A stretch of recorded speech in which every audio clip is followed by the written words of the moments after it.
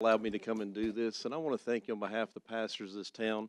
A lot of places don't let this happen anymore. And we're very appreciative and honored that you asked us to come pray for you. And I always remind you, our church prays for you every week. And you have a tough job. And we pray for you. We're thankful for you. So thank you for the privilege to come pray this morning. God, we thank you for your presence in this room. And God, we live in one of the greatest places in the world, and it's changing rapidly. And Lord, that means that this group of people need a lot of wisdom. And God, you told us in your word if we lack wisdom to ask for it. And so God, I ask on behalf of these precious folks that, Lord, you'd give them the wisdom they need to carry forth the business of this great county. Thank you, God, for their service. And I pray your richest blessings on everything they do. Father, give them favor even today, God, as they work through this session. In Christ's name I pray. Amen. Amen. Pledge allegiance to the flag of the United States of America and to the republic for which it stands, one nation, under God, indivisible, with liberty and justice for all.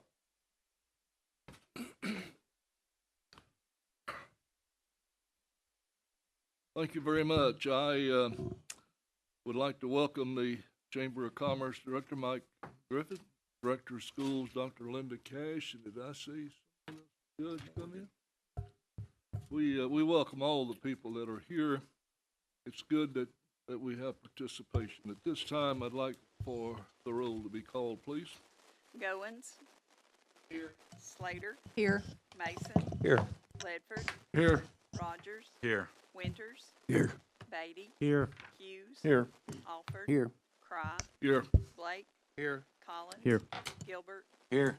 Thompson. Here. It's 14 present and none absent. Thank you very much. I entertain a motion for the approval of the minutes. Second. Got a motion and a second. Any discussion? Call the roll, please. Goins. Yes. Slater. Yes. Mason. Yes. Ledford. Yes. Rogers. Yes. Winters. Yes. Beatty. Yes. Hughes. Yes. Alford. Yes. Cry. Yes. Blake. Yes. Collins. Yes. Gilbert. Yes. Thompson. Yes. It's 14 in favor and none opposed. This time I'd like to ask the mayor, please, for his report. Thank you, Mr. Chairman. Good afternoon, everyone. I passed out a letter to you that's from the city of Cleveland. Pretty good timing there. That's exactly what we talked about last Monday. And 2 days later, I received a copy of a letter requesting just that. But it's requesting that we reconvene the Growth Plan Coordinating Committee. And I do plan on doing that with the appointments. I'll be bringing back, I assume it'll take a resolution and those appointments in the very near future. Just a FYI on that.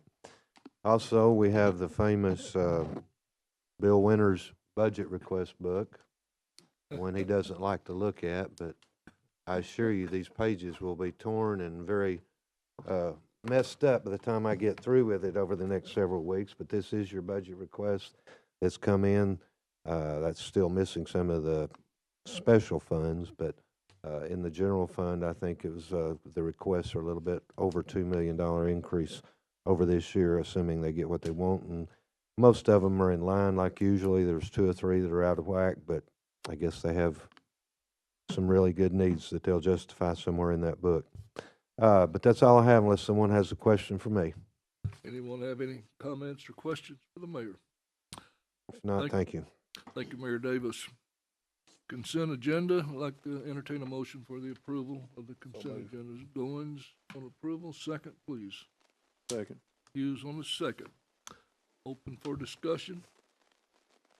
Being no discussion, call the roll, please. Goins. Yes. Slater. Yes. Mason. Yes. Ledford. Yes. Rogers. Yes. Winters. Yes. Beatty. Yes. Hughes. Yes. Alford. Yes. Cry. Yes. Blake. Yes. Collins. Yes.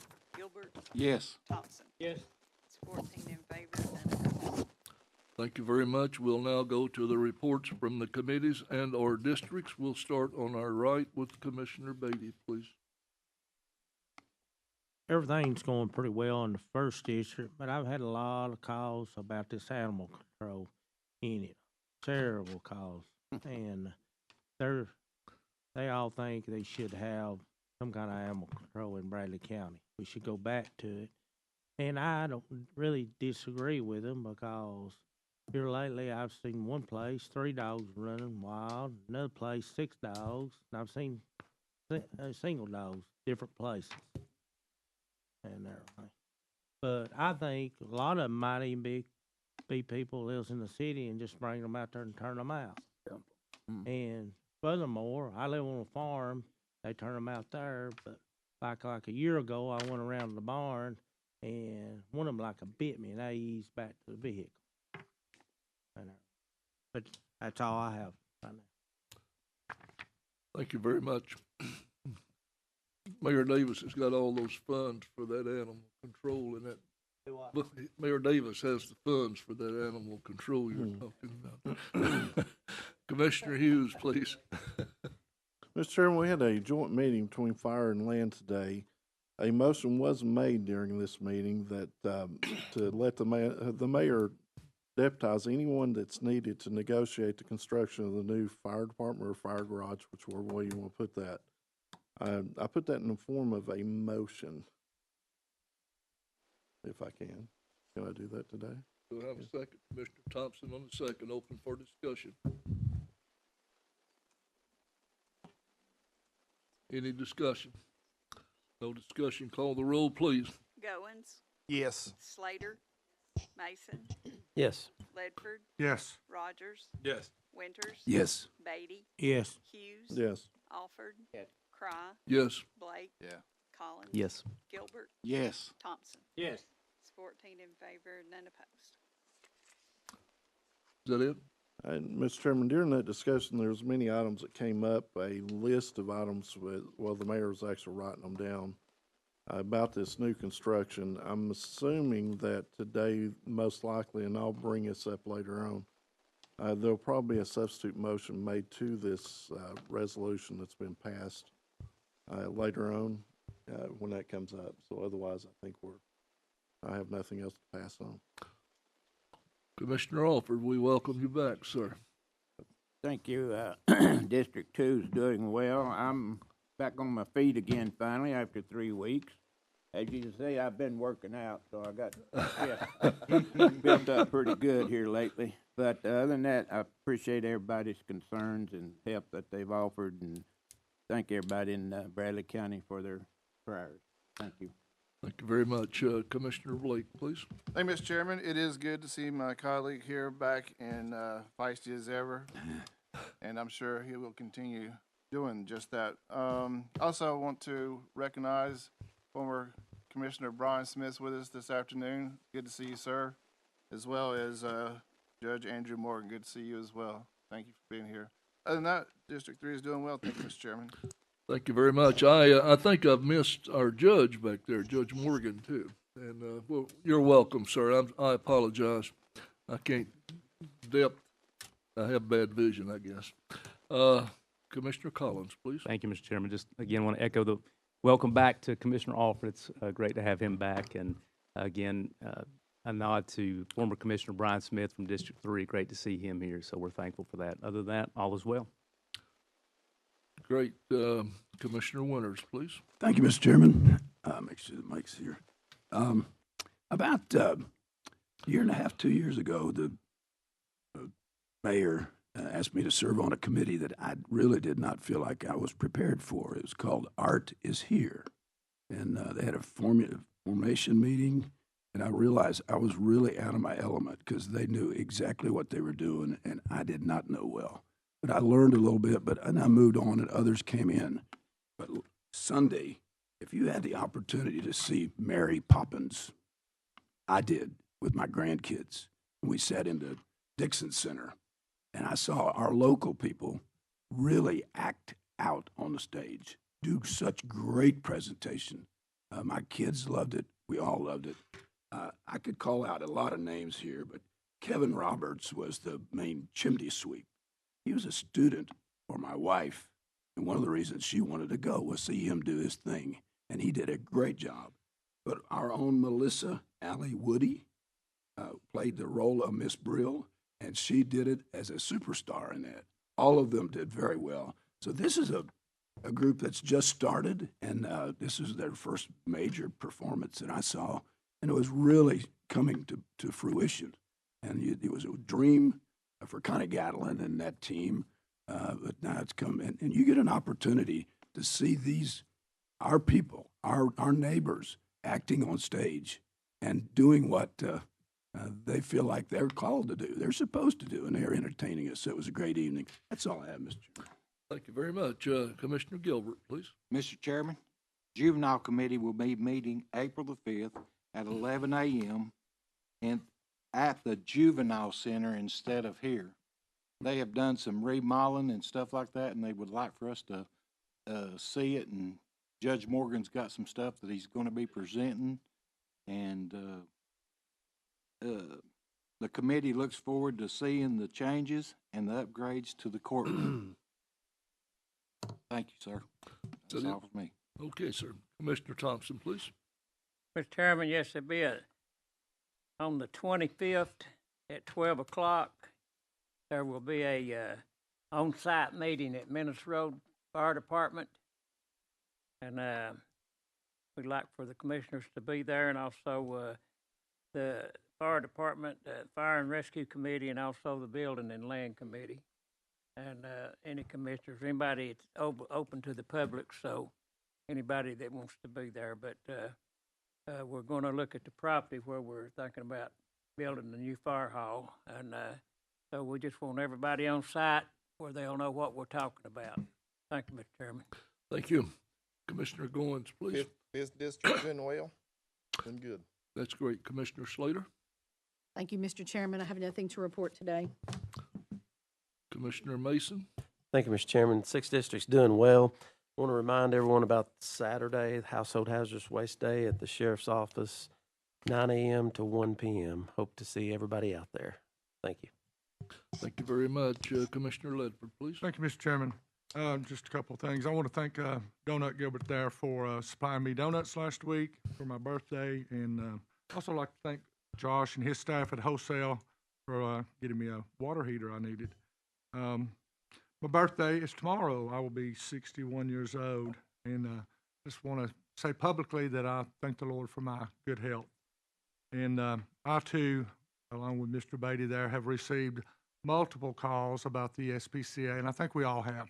So that's an issue we'll deal with as time goes on. And but other than that, Mr. Chairman, 6th District is doing well. Thank you. That's great. Commissioner Rogers, please. Thank you, Mr. Chairman. Just want to echo the sentiments and welcome Coach Alford back to looking good and strong and getting around, and glad to have you back up here with us. And other than that, 7th District's doing great. That's great. We have no unfinished business. We'll go next to the approval of the agenda. Looking for a motion. So move. Second. Commissioner Winters on the second, Goins on the first. Agenda item A, 1st District vacancy. We need to vote. Oh, I'm sorry. We need to vote, don't we? Yeah. Call the roll, please. Goins, Yes. Slater, Yes. Mason, Yes. Ledford, Yes. Rogers, Yes. Winters, Yes. Beatty, Yes. Hughes, Yes. Alford, Yes. Cry, Yes. Blake, Yes. Collins, Yes. Gilbert, Yes. Thompson. Yes. It's 14 in favor and none opposed. Thank you very much. We'll now go to agenda item A, 1st District Constable vacancy. That's covered on page 32. We only had one applicant, as I understand. Do I have someone that would make a motion? Commissioner Hughes. Mr. Chairman, I'd like to nominate Darren Brantley. He was already voted in as the newest constable, so this is no more than a formality to start him up a little bit earlier. I think he'll do an excellent job. He has done a great job so far. So. Thank you very much. Are there any other applicants? There being none, any discussion? There being none, call the roll, please. Goins, Yes. Slater, Yes. Mason, Yes. Ledford, Yes. Rogers, Yes. Winters, Yes. Beatty, Yes. Hughes, Yes. Alford, Yes. Cry, Yes. Blake, Yes. Collins, Yes. Gilbert, Yes. Thompson. Yes. It's 14 in favor and none opposed. Thank you. Agenda item B, Commissioner Howard Thompson. Mr. Chairman, resolution authorizing the county mayor to negotiate a written agreement to the city of Cleveland regarding the proposed fire garage. I'd like to put that in the form of a motion. Do I have a second, please? Commissioner Rogers on the second. Open for discussion. Mr. Chairman. Commissioner Hughes. Mr. Chairman, during our meeting today, we had several discussions about this. It was the main topic. And honestly, I think where we have the issue is the part where it says a written agreement. What the city has come, or what the committees came together to say is roughly they wanted him to continue negotiating with what we had brought up, the different areas, which he has noted down. At this point, I don't know if it wouldn't be just better just to table this until later, personally. So I'll make a substitute motion just to table this until after talks, or more talks with the city.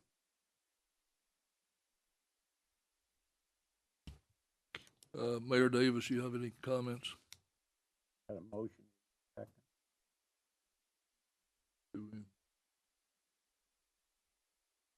Do I have a substitute motion? Do I have a second on the substitute? Second on Commissioner Gilbert. Open for discussion. No discussion. Could you just repeat what the motion? Just table it until after. Okay. Call the roll, please. No. No. Yes. Yes. No. Yes. Yes. Yes. Yes. Yes. No. Yes. Yes. Yes.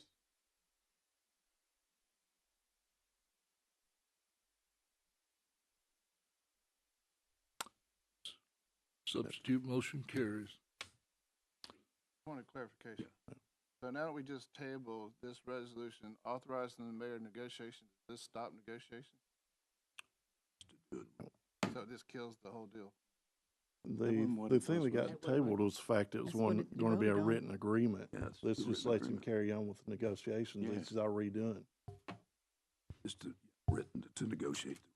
I thought you tabled the whole resolution. No. Tabled the resolution. Written agreement.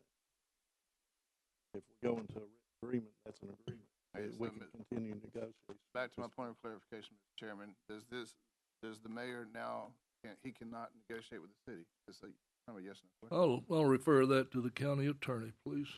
I mean, we just, Well, it's procedure a little confusing because you all during committee and district reports approved the committee recommendation, which we can read it back. I think use the word negotiate, but I'm not positive about that. And essentially this resolution did the same thing that the motion did. So I'm not sure where we are. well, Mayor, do you feel like you can go negotiate now? You just tabled the resolution authorizing you to do so. I agree with you, Mylan. I asked for authorization to continue to negotiate. You tabled it, so in my opinion, I have no authorization to continue to negotiate. Thank you for the clarification. You have to make a motion to re-put it back on. Commissioner Winters. Legally, as this commission voted on the written agreement, we do not say you could not negotiate. That's what was brought up there. And it says here, as it says there, it's a wording situation. Our vote was basically to not put in writing because the committee's already asked for other things to be done. So where's that legal position? I'm asking not you. sure. Or do we need it? The mayor has said he doesn't feel like he has the authority based on the two votes to continue negotiate. So I think that's probably where it would be at this point. Commissioner Hughes. Mr. Chairman, to a point of clarification on this, we do have another meeting, joint meeting coming up on the 25th. It's easy enough to vote to put another resolution in, leaving out the written agreement portion. But we do have another meeting coming up, and I truly feel that meeting needs to come before we agree to a negotiation in writing ahead of that meeting. That's kind of where I'm at with it. that's really where the majority vote was, to not put in writing, but to continue negotiating, as we as a committee. So, question. You keep honing in on the not put it in writing. So if I negotiate an agreement, you want it to come to you verbally, you don't want it in writing. Is that what you're saying?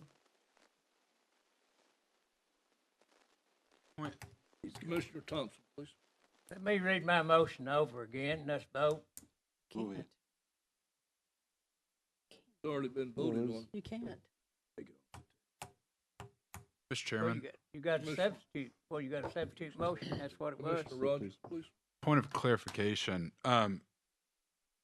This was just a written agreement that the city would write an agreement of what it was, and you would bring it back to this commission for us to agree to it, for then you to sign that agreement. Is that correct? So it's just getting put in writing to say, here's everything we've asked for in building and land and fire, what we want, and then we go back and forth until it reads exactly how we want. Is that correct?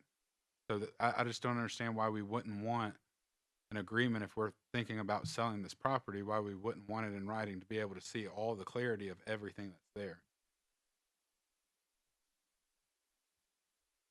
Commissioner Hughes, please. Mr. Chairman, I understand what's been said, but I go back to, we have another joint meeting that's coming together that's going to have more information coming from it, and then the recommendation can be made from a committee, not just thrown up in one day. So it gives us more time to look at it. If this has been going on for 3 years, I don't see what waiting a week will hurt.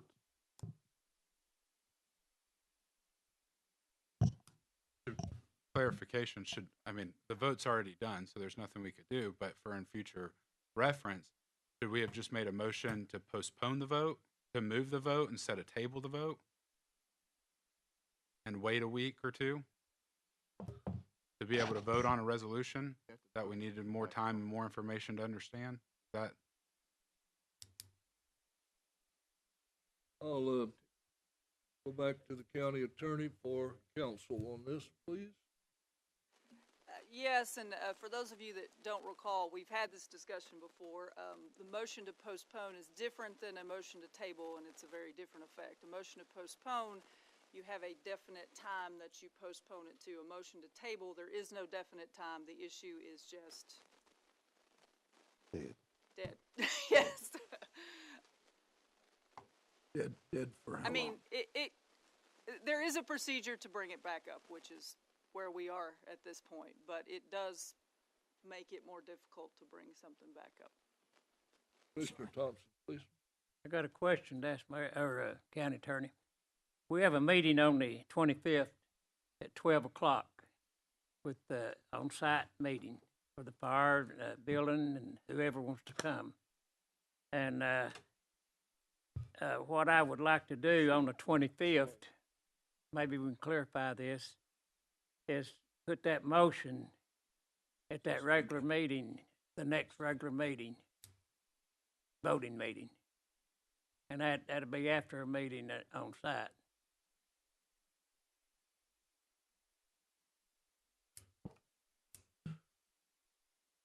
What do you want? But I'd like to make a motion that we do that, we go ahead and wait till after the on-site meeting, then we'll put it back on the agenda to authorize the mayor to, go ahead and negotiate with the city.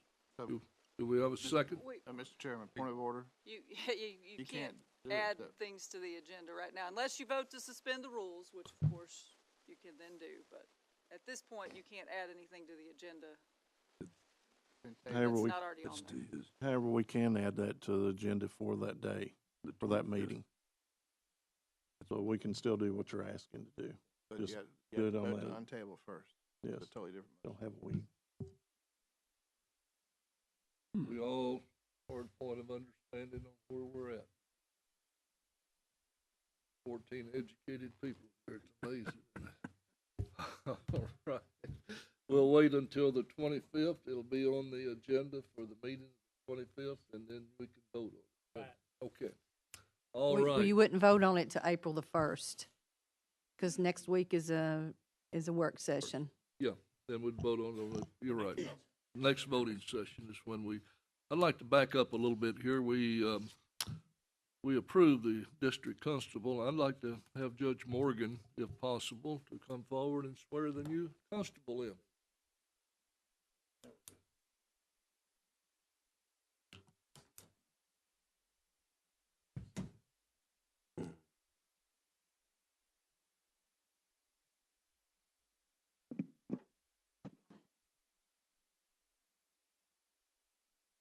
All right.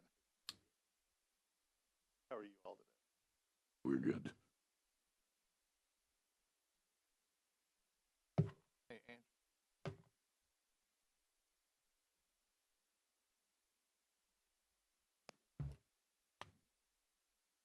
I don't know anything.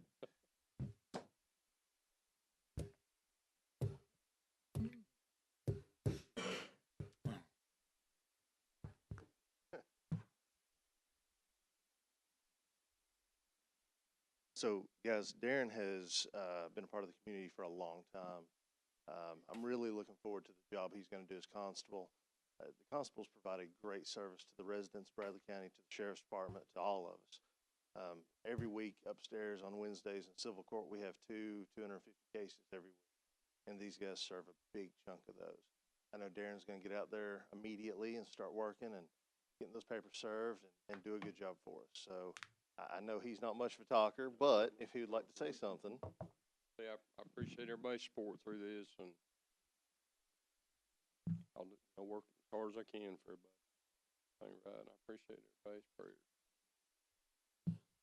Certainly lucky to have you. And we've got 6 other constables that do a good job. If you change it, I run into Jason Quorum all the time, Tim Fowler. Need something, I know they'd be happy. It's gonna be good. Bill.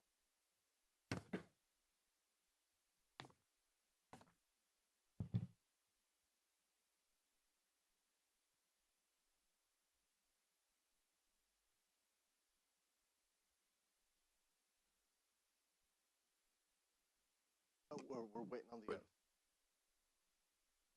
Go through.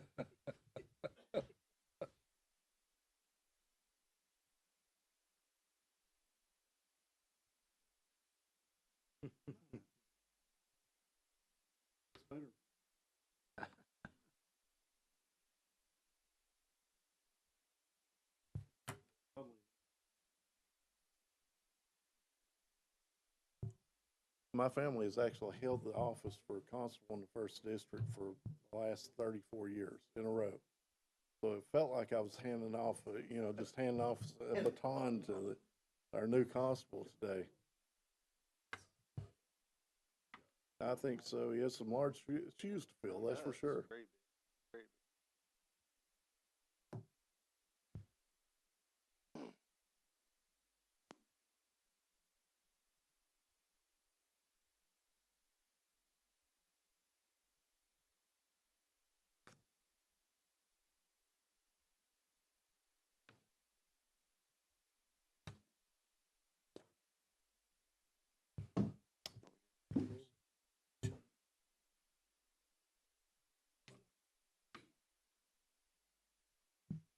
All right, sir. Good. Raise your right hand. All right. And repeat after me.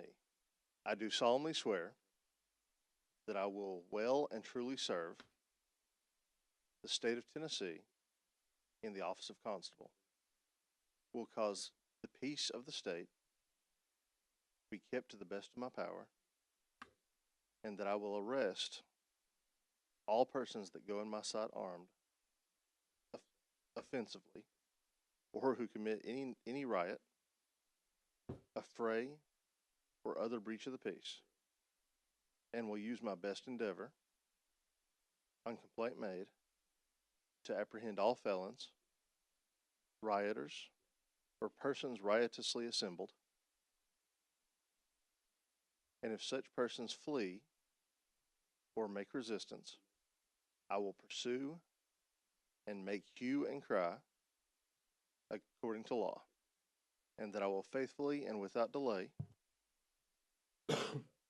execute and return all lawful process directed to me, and that I will well and truly, according to my power and ability, no, you're good, according to my power and ability, do and execute all other duties of the office of constable. I do solemnly swear.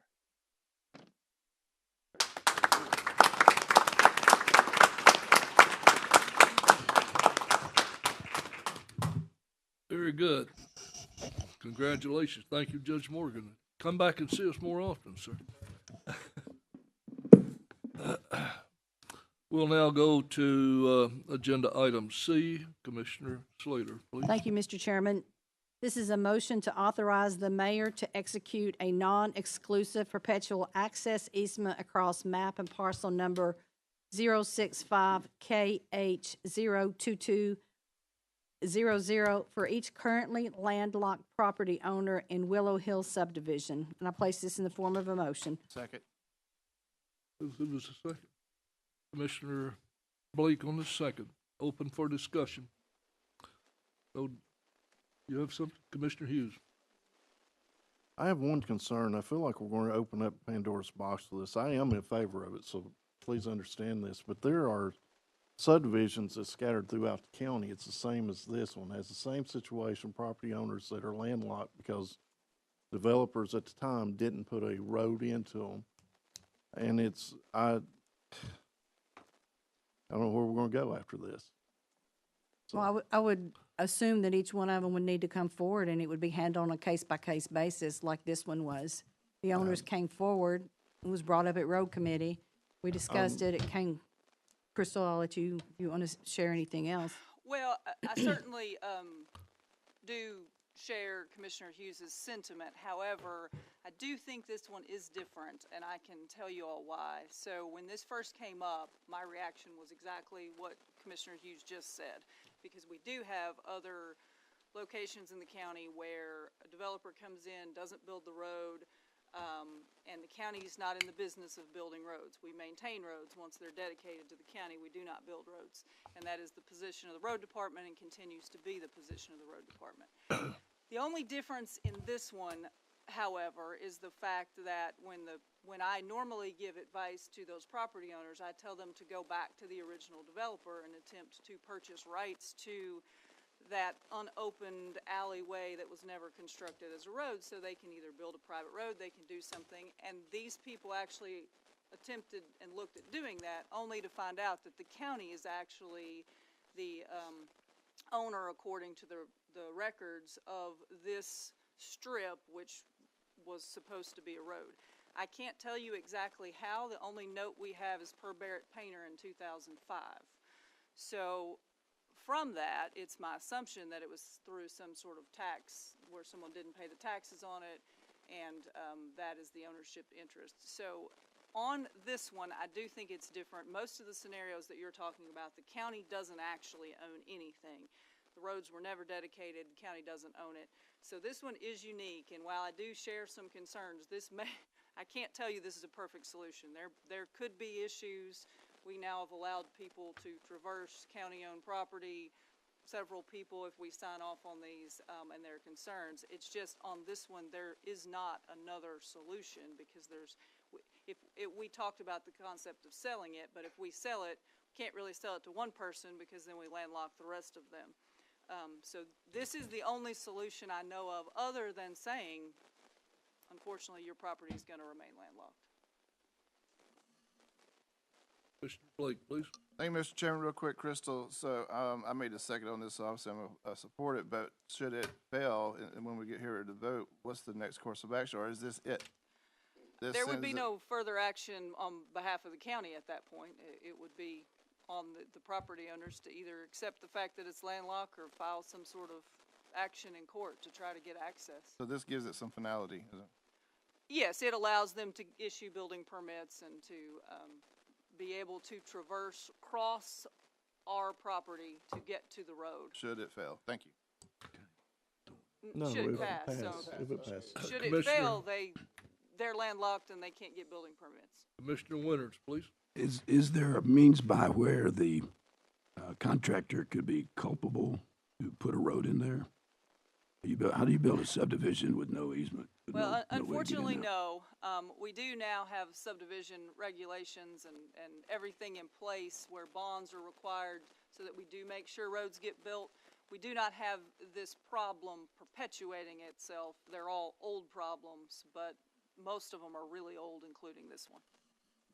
Any other discussion, please? There being none, call the roll, please. Goins, Yes. Slater, Yes. Mason, Yes. Ledford, Yes. Rogers, Yes. Winters, Yes. Beatty, Yes. Hughes, Yes. Alford, Yes. Cry, Yes. Blake, Yes. Collins, Yes. Gilbert, Yes. Thompson. Yes. It's 14 in favor and none opposed. Thank you. Agenda item D, Commissioner Collins, please. Thank you, Mr. Chairman. I move to adopt the resolution that was discussed at the work session last week opposing the Education Freedom Scholarship Act in Tennessee. The resolution may be found on pages 33 and 34 of your agenda packet. Second.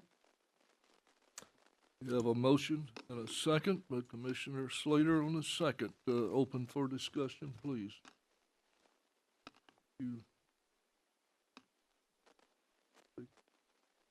Dr. Cash, would you like to speak?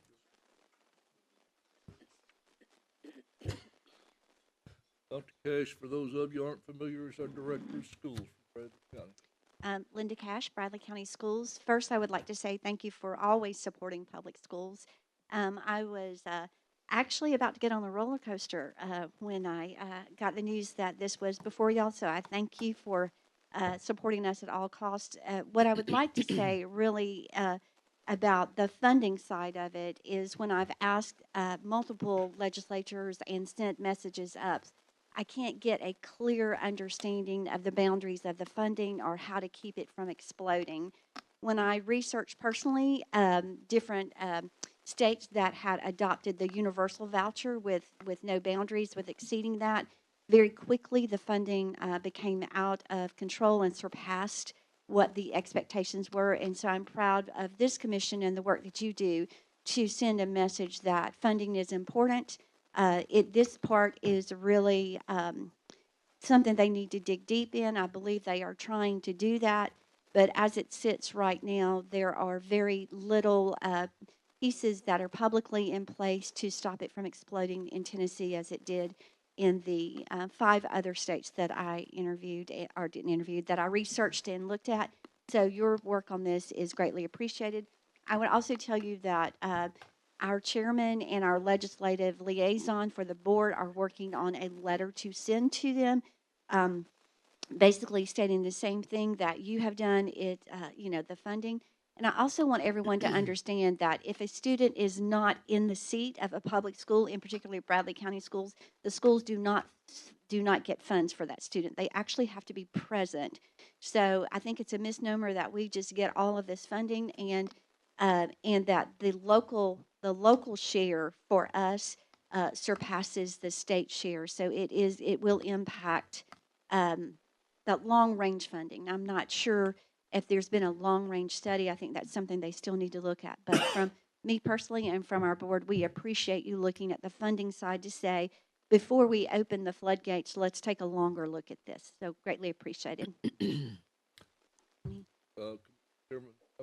Rogers. Thank you. Thank you, Dr. Cash, for being here today. Mm-hmm. And I appreciate what you said about your board getting ready to issue a letter or resolution, I guess opposing this as well. I won't step in front of the board because I know that our chair as well as our legislator are working on it, and it will go to the entire board, but they are all proponents of public education. Sure. And I think all of us up here are proponents of public education as well. My question is that you stated that you still don't understand the funding as it is right now, because there's multiple different bills out there. There are actually 3 bills. There is the governor's bill, the Senate bill, and the House bill. All 3 of them have I think it's a little over $7,000 that would be coming out. I think in the bills, not so much all 3 of them, but there is, for the first part, a $20,000, but then it continues to go up after that It's the long range that I think we need to look at before we go all into universal vouchers. Yeah, I totally agree with you as well. I think that there's definitely needs to be more clarity Absolutely. on all these bills because Yes. there's so many different ones. I have an issue really. I don't have an issue with Commissioner Collins' resolution at all. I oppose. There's a lot of things in from what I'm hearing, right, and reading and seeing, but until I have hard proof to be able to actually know, right? I mean, I've used this example because I've gotten many phone calls this week as well about this and about this resolution. But I feel like at this point currently, I personally just don't know exactly what is all in these bills. And if I was to take a test or take a vote on something that I don't know, if I'm in school and I'm taking a test on 4 chapters, but I've only learned the first 2 because 3 and 4 aren't out there yet, well, how can I even do well on that? And so that's my issue with this is that I feel like there is so much more to know about this. And, you know, normally when we pass resolutions, like we've seen with the resolution earlier by the mayor, we want to go to a committee to be able to learn more about it and talk more about it. And so I have a hard time voting on this today without knowing. And even Well, Dr. Ms. Rogers, what I do know is we do know that it is a little over $7,000 that would go with this bill. So whether it's 20,000 students or it's 40,000 in the future, there is a financial piece that's already attached to that. With the universal vouchers, there's not a cap that we can see. So I don't think your resolution as a commission is, I think what you're saying is, let's look at the financial piece of this before we put this in place. So that's my viewpoint. That's my viewpoint with them as well in the legislation is, do we really know the financial impact? Have we studied the full financial impact? So when I look at this, I don't look at it as we are in what you guys are doing is supporting the fact, let's look at the finance before we move forward. That's my viewpoint of it personally. Commissioner Blake, please. And we made this clear, it's worth mentioning again. This is only speaking to the financial piece. The school board can deal with the curriculum side and all those pieces there. But I have a question, Dr. Cash, if you don't mind. You receive public dollars. Yes, sir. From the state and from the county and stuff like that. And a citizen can come to the school board and formally request documentation. You have a number of contracts, everything from who provides milk to Yes, sir. where you purchase Yes, sir. gasoline.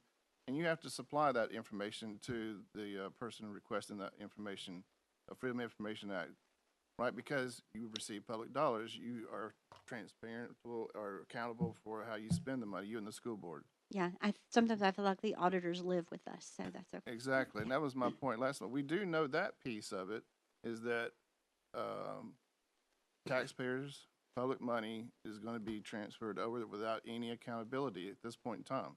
We do know that I mean, Governor Lee, with all due respect, is not going to have a fundraiser. He's going to use public dollars in order to do this, and that's my issue. If there was the piece in there, the accountability that a citizen can go to a private school and say, I'd like to see the contract that you just entered into for, you know, whatever, and they have to supply that information, that would be a different story. But that, from what I understand, is not the case. So I think public dollars and the accountability piece is a very, very critical piece. We hold you and your school board and all the school boards throughout the state accountable, and that's the right thing to do. But so far, I haven't heard that that's going to be the case, and that's the reason why I'm going to support this is because I want that accountability piece in there. Right. Thank you. Right. Commissioner Hughes, please. I'll be honest with you, I was actually in support of this. Not so much about sending a letter, but I was actually in support of the voucher. There was one thing, I know I'm going to be attacked on this, but it is what it is. It is what changed my mind. This is what I read in it. An eligible student is not required to possess a valid Social Security number in order to receive this scholarship. I'm sorry, but I can't support that. So, Yeah. and I mean, Mr. Hughes, may I comment on that? please. I do want to know there are some very valid differences with how the money and the structure of the money, But I do want you to know, public schools, we are actually required to accept everyone and to educate everyone, which is where my heart is. And so I appreciate your bringing that to the forefront. We don't have that option. I don't have an issue with free, I don't have an issue with educating every child. But now we're talking about giving a opportunity to children that, as our own citizens, to kids that are not. It's our tax money. And I know me and my wife and several family members had discussions about this, and every one of us have had the same thought about it. And I feel sorry for these people. I truly do. I really do. But when is enough enough?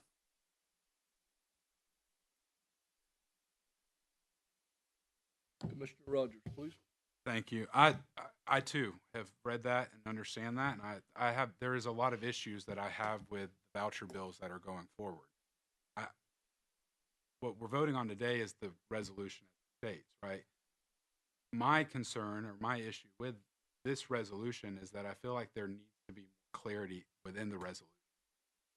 Commissioner Blake, you've mentioned 5 or 6 different things that you don't agree with. There are 5 or 6 things that I definitely don't agree with the legislation that's going through, to where I could see both sides of it. I can see that voucher program could be a good thing for Tennessee. I could also see where it could be a bad thing.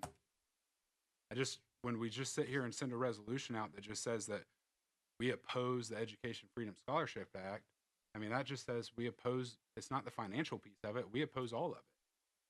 And that's, in my opinion, that we're opposing everything to do with it. For me, if we were clear on saying, hey, we oppose, sure that you have to have a social security number, make sure that no public dollars go from schools, make sure when you have a listing of all these things, that's where I could absolutely 100% vote yes on that. But at this point in time, I just feel like it's a blanket statement that says, we oppose this and this, but we, at the end of the day, we oppose the Education Freedom Scholarship. And I do have one question. Dr. Cash, does the public school system require social security numbers for everybody enrolled? Well, we have a student ID number. We can no longer, the answer is yes, but there is an alternative state ID number that we also use. Commissioner Gilbert, please. Has the state representatives and your Senate and stuff, have they even come and spoke to you about it? Yes, sir. I have spoken with them. They are more or less presenting the bills, and we are still in lots of conversations. They know where I stand personally, that I'm a proponent of public education and all that we offer. I will also say that there's a lot of emotion in a lot of this, and so over the past week in laying out all 3, I do believe, and this is personal, this is not my school board, so let me state that up front, that the House bill seems to be more of items that are in it that would support public schools, but it also still has that universal voucher in it. I personally believe through prayer that we serve the least of these. I believe these bills do not lend itself to really looking hard at the least of these. That is my personal opinion. But I also believe we have just a basic funding question. Where does it stop? How far does it go? And what's the long range impact? And in that sense, I do support what Mr. Rogers is saying, is that, we don't know. We do know, after looking at all the other states who have implemented, it has created problems, financial problems for the state, financial problems for the public schools. But what I am adamant about is look at the funding. Where does the funding, what are the guardrails in this? And I personally think with stepping forward and saying you are concerned about the funding is a very positive step. They are still in the throes of looking at all of this. So the more information that you can give them related to what does the funding look like, can you tell us about the funding? We are opposed until we know more about the funding, I think is a positive thing. I know they're getting, our legislators, as well as the rest of them, are getting resolutions from everywhere saying they are against it. I personally think that the funding is where we really need to look, and is there a stopgap? Because at some point, well, as we've looked at budgeting, we know that our funding is not coming in as it has in the past, that we are not receiving. And as the state is also in a shortfall of their predicted funding. So I think when you focus on the funding, you're in a positive direction. I think you are absolutely right that the school board, myself, we look at the whole picture of it. What are the academic outcomes? What are the testing outcomes? What's the accountability for everybody? But you are my funding body, and you have that right and that authority to express that, because where it ends up is how much more comes from local than it would state.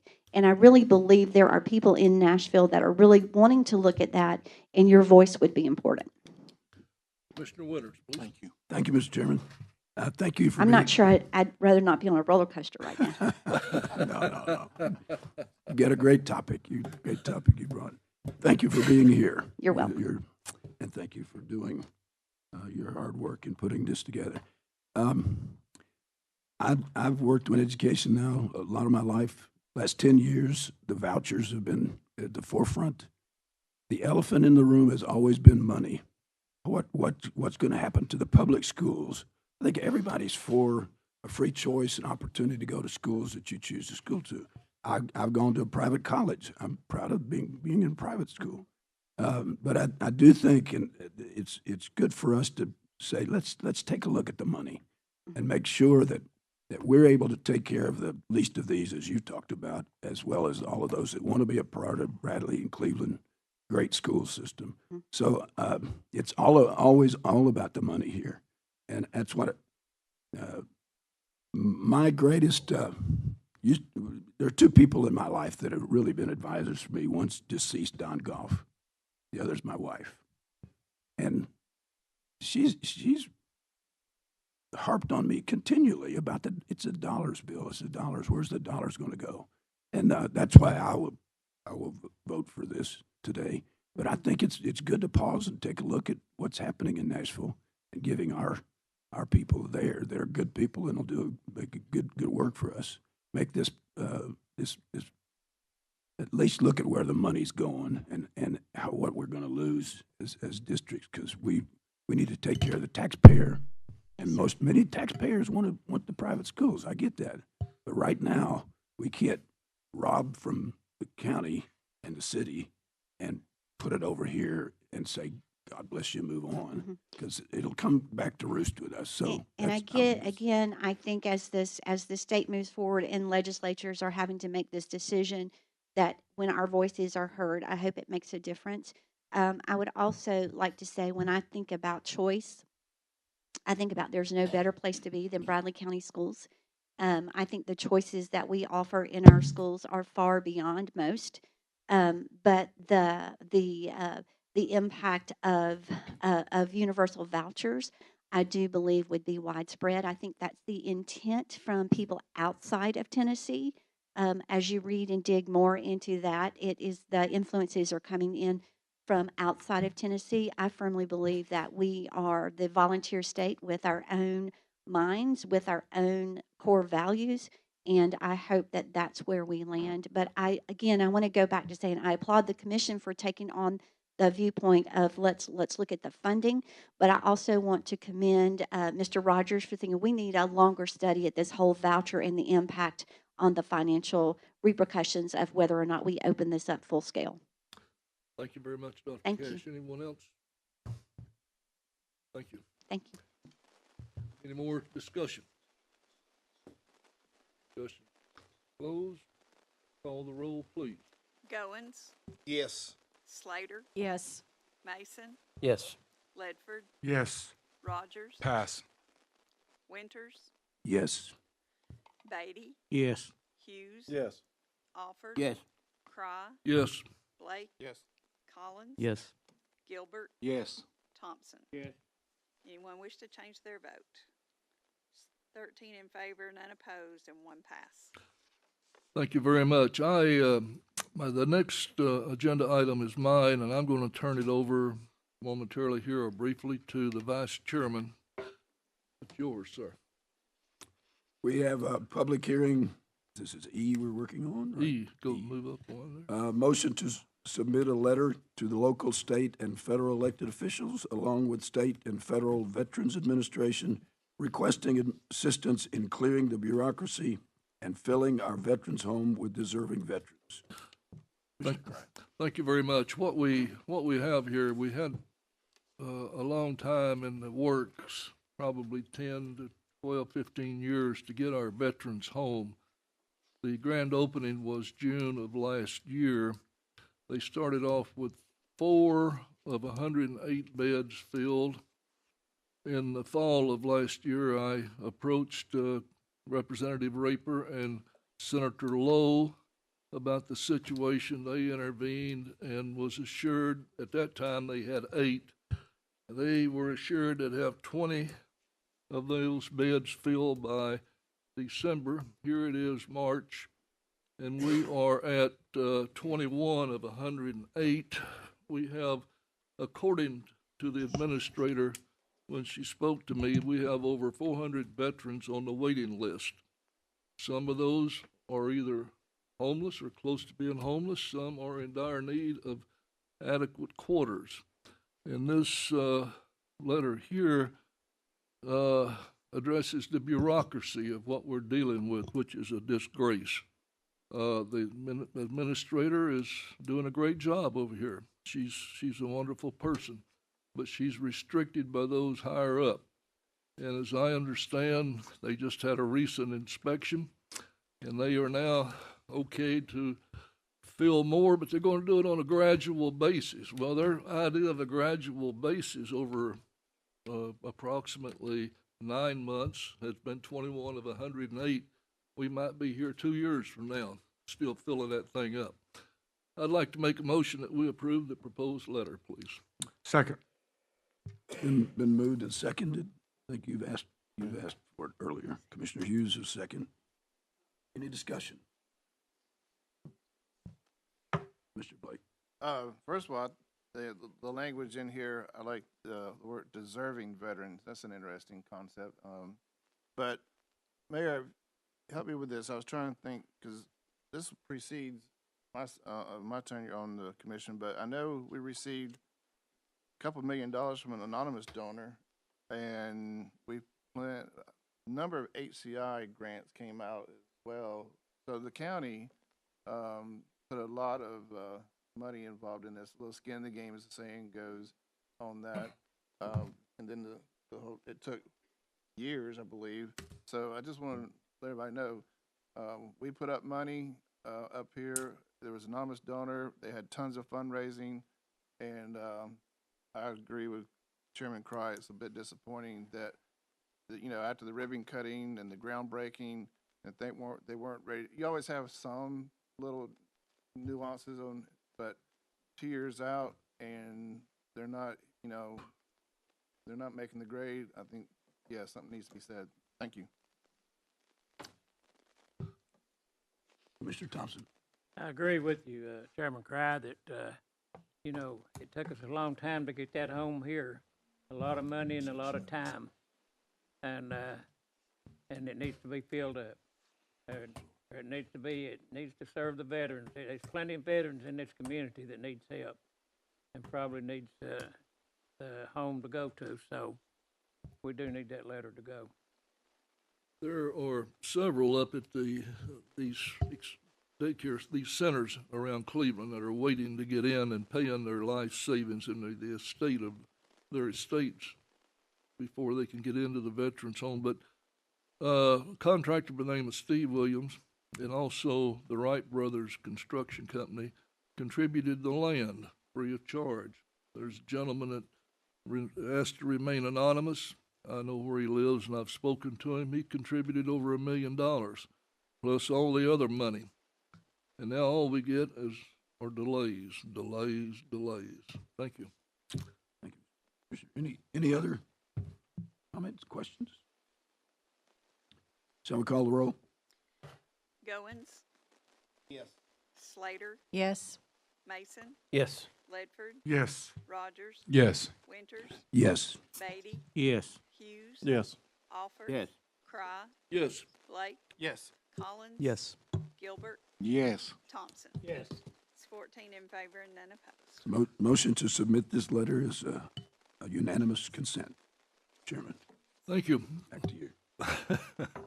I'll now go to agenda item F. Commissioner Hughes, please. Mr. Chairman, it's a resolution to rezone from forestry agricultural residential district to specialized commercial C3 district property located on or around 7896 Dalton Pike Southeast and identified by tax map 097 parcel 039. These can be seen on pages 37 and 38 of the agenda. I put this in the form of motion. Do I have a second, please? Commissioner Goins, we'll now go into a public hearing on this particular agenda item. Is there anyone here that would like to speak for or against? Please. Yes, sir. Provide your name, please. Ben Berry with Berry Engineers. Real excited about this. We worked with Dollar General quite some time. They've been wanting to put a store somewhere around the state line. It's a resident of Bradley County. I was glad to see it fall on our side, just for the sales tax and tax purposes, and also a longtime property owner gets the opportunity to sell his property. Putting in a left turn lane, Dalton Pike, working with TDOT to improve safety. We met with the adjacent property owner, putting in a 6-foot wooden fence and some trees. So all around, I think it's going to be a good project for that area. Very much. Anyone have any questions? Barry? Thank you very much, sir. Or anyone else that would like to speak for or against? Public hearing is now closed. Open for discussion. No discussion. Call the roll, please. Goins, Yes. Slater, Yes. Mason, Yes. Ledford, Yes. Rogers, Yes. Winters, Yes. Beatty, Yes. Hughes. Yes. Alford. Yes. Cry, Yes. Blake, Yes. Collins. Yes. Gilbert, Yes. Thompson. Yes. It's 14 in favor and none opposed. Thank you. Agenda item G, Commissioner Hughes. Mr. Chairman, this is a resolution to rezone from forestry agricultural residential district to specialized commercial C3 district, property located at or around 5800 block of Georgetown Road Northwest, identified by tax map 026, parcel 007.00. This can be seen on pages 39 and 40 of the agenda. I place this into a motion. Do I have a second, please? Second. Commissioner Goins on the second. Do you recall the vote on the planning commission? It was unanimous. Unanimous. We'll now go into a public hearing. Is there anyone here that would like to speak for or against this proposed item?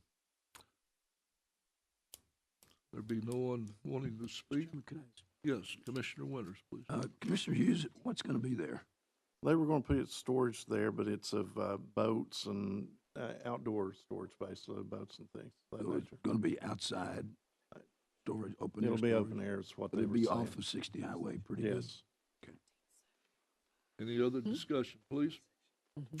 There being none, call the roll, please. Goins, Yes. Slater, Yes. Mason, Yes. Ledford, Yes. Rogers. Yes. Winters. Yes. Beatty, Yes. Hughes. Yes. Alford. Yes. Cry, Yes. Blake, Yes. Collins. Yes. Gilbert, Yes. Thompson. Yes. It's 14 in favor and none opposed. Agenda item H, again, Commissioner Hughes, please. Mr. Chairman, this is a resolution to rezone from rural residential or R1 district to general commercial C2 district, property located at or around 2970 Dalton Pike Southeast, and identified by tax map 066P, Group F, parcel 003.00. These can be seen on pages 41 and 42 of the agenda. I place this as a motion. Do you recall the vote of the planning commission, sir? Again, it was unanimous. Thank you. We're now going into a public hearing. Is there anyone in the audience that would like to speak for or against the proposal? Public hearing is now closed, open for discussion. In discussion. Can I, Commissioner Winters. this is going to be a personal storage? I, Garage, on this, garage? I think so. I'll have to go back to It just says Ron on this. Okay. Mr. Wilson, this one that we're voting on now, do you recall what exactly he was putting there?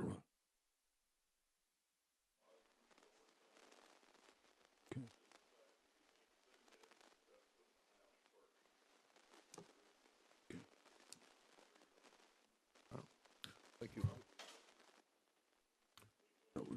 Discussion closed. Call the roll, please. I think I need a second, Mr. Chairman. Oh, I we don't- need a second. Commissioner Rogers on the second. Okay, thank you. Let me speak on that. What it is, this property will not perk. They can't get a septic, so he can't build a house. He wants to build just a residential garage for his own stuff to put in this property. He can't do that without first building a house. So that's the reason we had to rezone it to a commercial zone so he could put a garage in that. Thank you. Any questions? No questions. Call the roll, please. Goins, Yes. Slater, Yes. Mason, Yes. Ledford, Yes. Rogers, Yes. Winters, Yes. Beatty, Yes. Hughes. Yes. Alford. Yes. Cry. Yes. Blake. Yes. Collins. Yes. Gilbert. Yes. Thompson. Yes. It's 14 in favor and none opposed. We'll now move to agenda item I, Commissioner Tommy Ledford. Thank you, Mr. Chairman. Mr. Chairman, I move to approve this resolution, and this resolution is urging the General Assembly of the State of Tennessee to enact laws to facilitate nullification of certain federal action and federal overreach to uphold state sovereignty. The rest of this is on pages 43 through 56. Put this in the form of a motion, Mr. Chairman. Commissioner Goins on the second. Open for discussion, please. Is there any discussion? There being no discussion, call the roll, please. Goins, Yes. Slater, Yes. Mason, Yes. Ledford, Yes. Rogers, Yes. Winters, Yes. Beatty, Yes. Hughes. Yes. Alford. Yes. Cry. Yes. Blake. Yes. Collins. Yes. Gilbert. Yes. Thompson. Yes. It's 14 in favor and none opposed. Thank you. We'll now move to communication from the audience. The chairperson will recognize anyone for 5 minutes, Mr. please. Chairman, Yes. I totally forgot to mention something, during the committee report, if I may.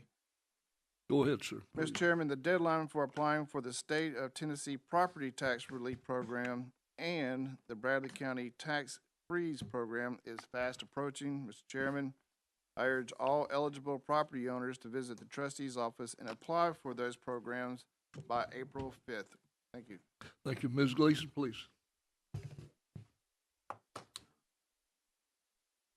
Deborah Gleason, 4th District. I'll stick to my notes, so I'll stay within my time frame. Last week, I made a statement regarding homeschools, and I mentioned that I wasn't prepared to share the statistics at this time, that I would share them with you.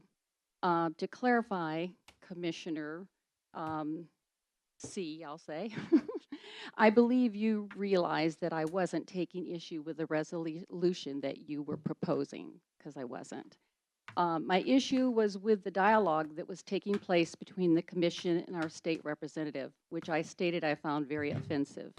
The rhetoric was inferring that the reason the homeschool did not want to be part of the endeavor by the state to make them part of a state government school system was because the homeschool did not want to be accountable.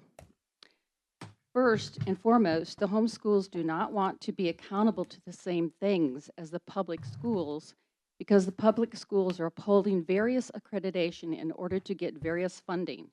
The homeschools are not. Bear in mind, when the public schools closed down shop, quote unquote, so to speak, during the COVID fiasco, the homeschools didn't miss a beat. Their children continued to learn and not via a computer monitor. That is being accountable to the education of their children. A quote, experience and anecdotes have led many people to believe that homeschool parents were either moved to the country anarchist goat herders or right-wing Bible thumpers, and their children were either mathematically limited due to mom's fears of math or child prodigies in rocket science who were unthinkably socially hindered, unquote. Now, let's talk about statistics. In the Journal of College Admission, summer 2010, quote, exploring academic outcomes of homeschooled students, written by Michael Kogan, who served as the director of institutional research and analysis at the University of St. Thomas in St. Paul, Minnesota. It was pointed out that the National Center for Education Statistics, 2008, released an estimate indicating the number of homeschooled students between the ages of 5 and 17 had increased from 800,000 in 1999 to over 1,508,000 in 2007. This represents an 88% increase, which is very valid. In addition, the Journal of College Admission 2004 reported that test results indicated gender, family income, and parent educational level had little effect on these test scores. The findings were that compared to traditional school students, homeschool students achieved higher standardized test scores, such as ACT.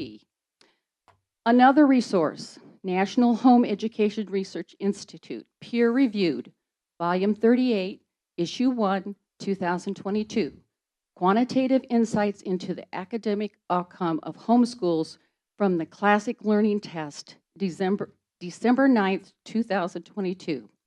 A very comprehensive research article which it will indulge those educators who revel in charts on statistics. If you have an interest in looking at this information, I will be happy to email it to you, each of you, to peruse, because there's so much information, there's no way I could copy it for you all. So if you're interested, I will gladly send that to you. Thank you. Thank you very much. Is there anyone else that would like to speak? Commissioner Rawls.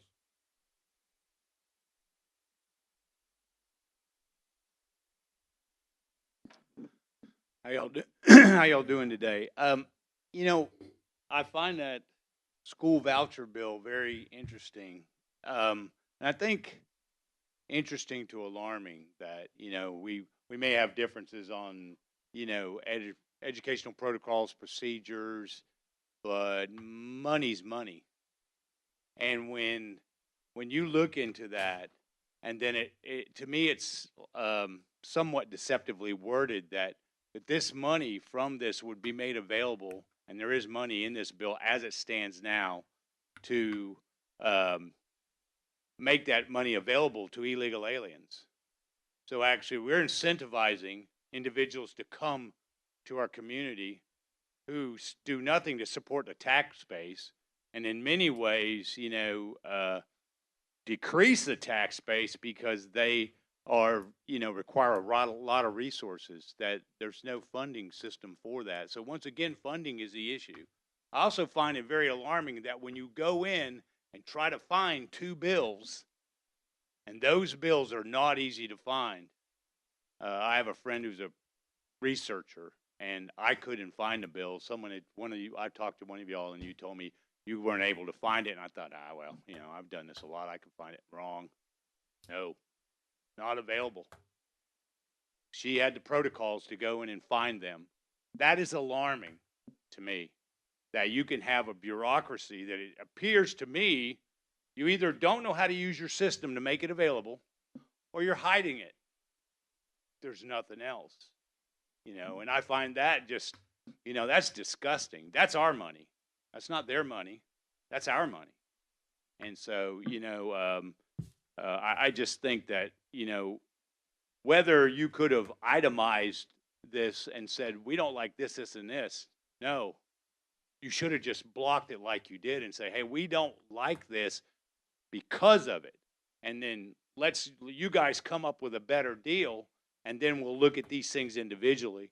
The sooner you implement this sort of resolution, the better off you are, because the more leverage you have, you know, and that's actually what, you know, you should be using this leverage to protect the community. This is the sort of things that we, you know, that should be going on, and that you're aware enough of what's going on to recognize the problem.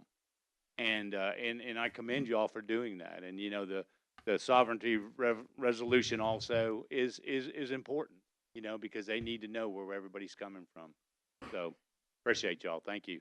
Thank you very much. Commissioner Thompson had missed something you'd like to bring. Yeah, I got a question I'd like something I forgot to mention. I'd like to direct Commissioner Mallon, if he could answer this for me.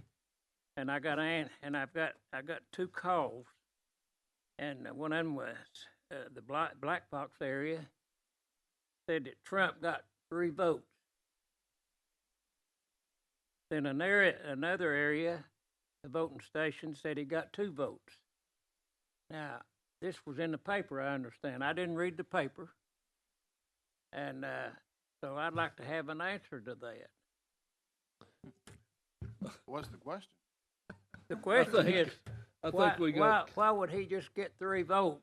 Just 3 people hit the button. I think we've got the answer from the banner. Grant, would you like to speak to that? I don't think it was the machines in this case. There was a typographical error that was done while inserting the numbers into the grid. We did publish a correction in the paper. Don't remember which day that would have been. I think it would have been the Saturday paper. And Trump did quite well. Can you state your name and address, please? 2075 Klingon Drive. Chairman, That needs to be and entered into the minutes. for clarification for Commissioner Thompson, I just looked it up for you. In Black Fox, Trump got 287 votes at Black Fox. That's a lot more than 3, though. It is, yes, sir. Okay. There's no 3 in those numbers, correct? Not at all. Was there 3 in the paper? Did they, it was in the paper. Somebody read the paper to me, and one area had 3 votes, and the other one was 2, and I said, that's not right. That's not quite right. Is there anyone else in the audience that would like to speak? There being none, the upcoming events, Law Enforcement Committee meeting tomorrow at noon at the Sheriff's Office. And again, the reason at the Sheriff's Office is to see the drones, I believe. Audit Committee, March the 20th at 11 a.m. here in the Commission Room. Southeast Tennessee Veterans Home Council, March the 21st, 5 p.m. at the Chamber of Commerce. Household Hazardous Waste Day, March the 23rd, 9 a.m. to 1 p.m. at the Sheriff's Office. Disc Golf Pop-Up Course, March the 23rd, 11 to 4 at Elrod Park, 25th to 12 p.m. On-site Menace Road Fire and Building, April the 5th, 11 a.m. Juvenile Committee, there being